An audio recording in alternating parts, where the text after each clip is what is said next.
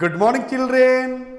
आज हम लोग सीखेंगे spelling of month and speaking English, यानी कि मंथ का स्पेलिंग भी सीखेंगे और इंग्लिश में बात भी करना सीखेंगे। मतलब आम के आम और गुठली के दाम। तो देर किस बात की, आइए शुरू करते हैं, है ना बेटा। चलिए,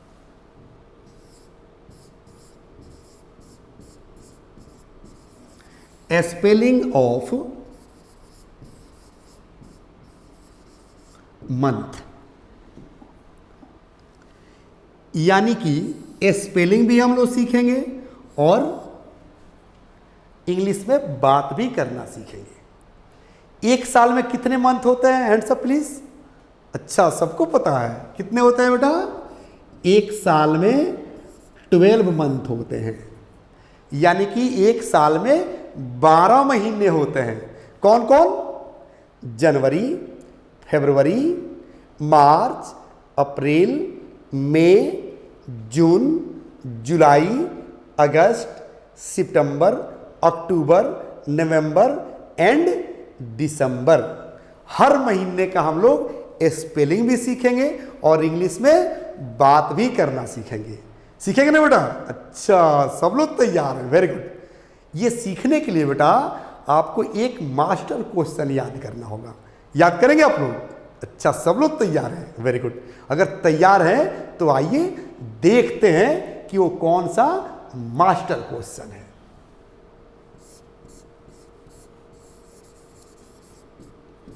व्हाट इज द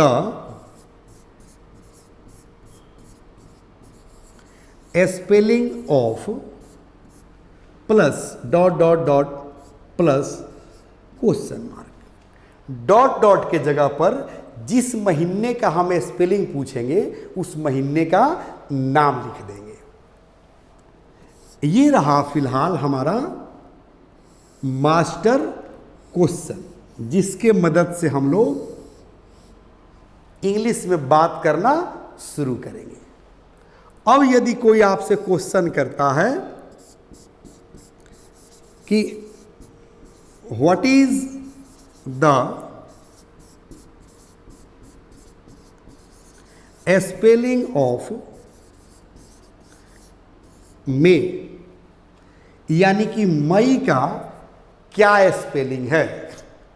ऐसे भी पूछ सकता है कि what is the spelling of June, what is the spelling of July, what is the spelling of August, what is the spelling of April, what is the spelling of January, what is the spelling of February, what is the spelling of अक्टूबर।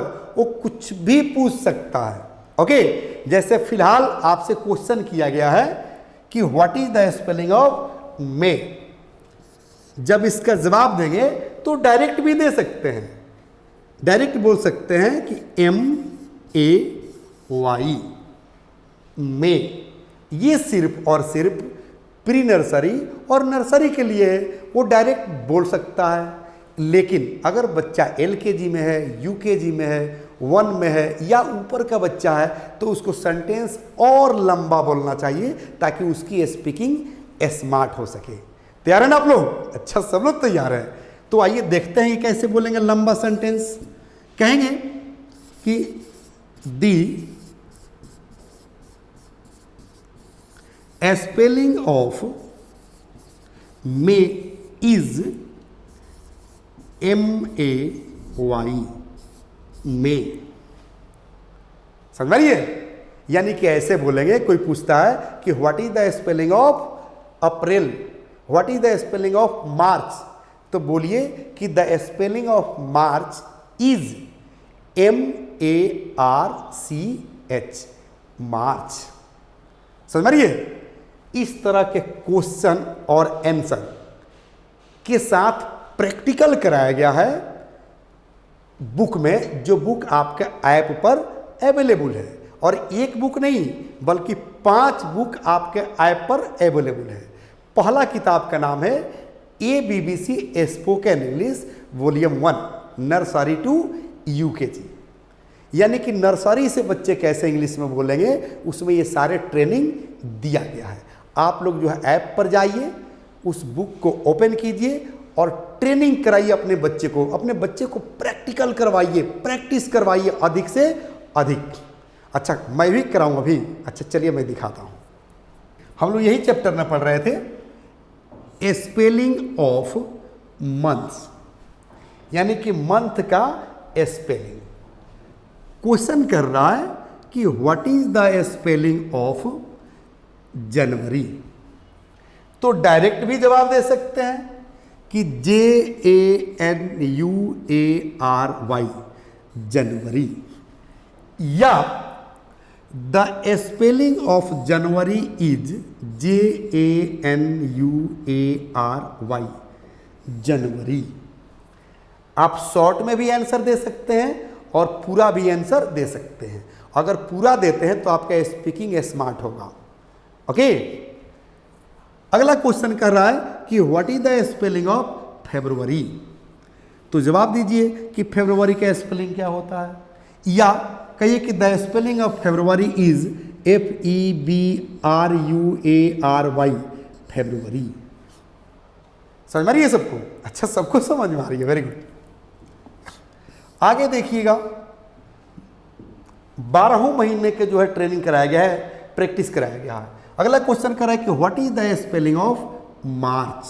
तो कहेंगे कि the spelling of March is MARCH, मार्च। अगला question कर रहा है कि what is the spelling of April, what is the spelling of May, what is the spelling of June, what is the spelling of जुलाई।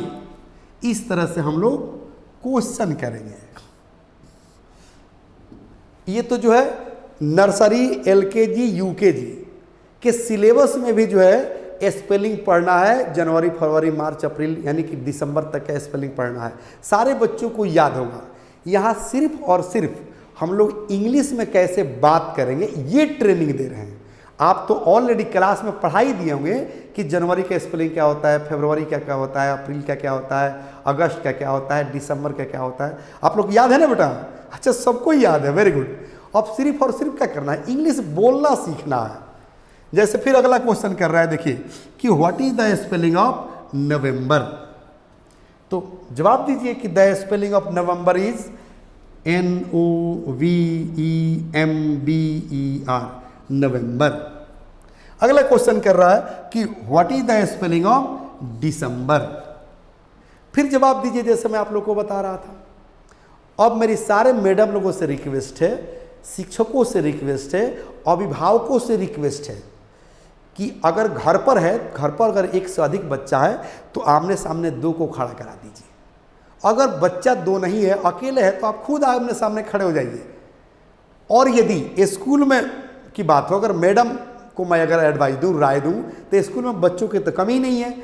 आमने सामने 2 बच्चों को खड़ा करा दीजिए और बात कराइए। Hello, good morning, how are you, good, okay, what is the spelling of January, what is the spelling of February, what is the spelling of March, what is the spelling of May, what is the spelling of June, what is the spelling of July, what is the spelling of August, what is the spelling of October, what is the spelling of December.